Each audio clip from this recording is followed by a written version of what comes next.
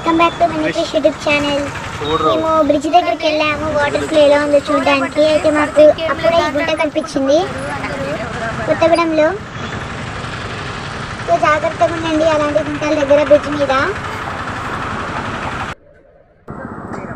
వర్షం పడేటప్పుడు జాగ్రత్తగా వెళ్ళండి బ్రిడ్జ్ మీద. ఇలాంటి గుంటలు చూసుకొని వెళ్ళండి. అయితే ఇప్పుడైతే వాటర్ ఫ్లో అయితే బాగుంది, మెల్లమెల్లగా ఇంక్రీజ్ అవుతా ఉంది. వెళ్ళినప్పుడైతే కొంచెమే ఉండేది, ఇప్పుడైతే ఎక్కువ అయిపోయింది వాటర్ ఫ్లో. బ్రిడ్జ్ అయితే షేక్ అవుతుంది లైట్గా.